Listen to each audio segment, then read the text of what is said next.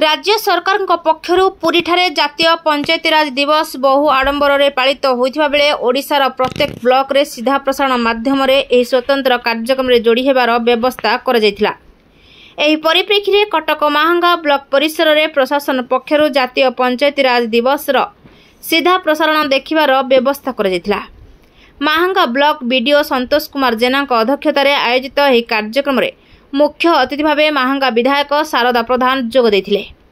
एही अवसर में महांगा ब्लॉक परिसर में नूतन गृहर शुभ शिलान्यास करथिले।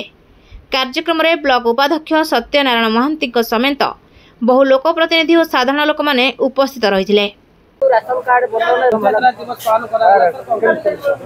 आज आमर जातीय पंचायतीराज दिवस जो 2025 पालन होती महांगा ब्लॉक तरफ आमको टार्गेट थिला होती एसएफएस कार्ड रे होती 1400 आउ होती एनएफएस कार्ड रे 2000 बेनिफिशियरी को इनक्लूड करिया पई आज टू शुभारंभ हैला। आमे 5टी कार्ड आज बांटीचु। नेक्स्ट फेज रे दिन 2 दिन भितर आमे सब बेनिफिशियरी को इनक्वायरी करी तांको प्रॉपर कार्ड मास 2 मास भितर आमे तांको हैंड ओवर कर देबो।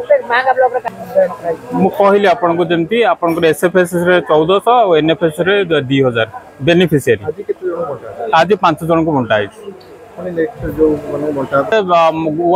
1 मंथ भितर सब इनक्वायरी करी यथा शीघ्र समस्त को कार्ड दे मैंने गरीब लोक अच्छा जो मैंने कार्ड रू वंचित होते जेन्युइन बेनिफिशियरी अच्छा से आम चिन्हट करूँ। आमर इनक्वायरी टीम बर्तमान सब पंचायत बुलूँ सेटा को इनक्वायरी करी जो मैंने अप्लाई कर इनक्वायरी करी जो मैंने एलिजिबल थे आम कार्ड दो निश्चय रूपे जो मान संजोग होनी आडिशन होनी से अप्लाई भी करेंगे आम आडिशन करूँ। अनुरोध करूँ जो मैंने एलिजिबल होती से आसी ब्लॉक रे आसी ई-केवाईसी देले तांको कार्ड टी से पाई करिवे।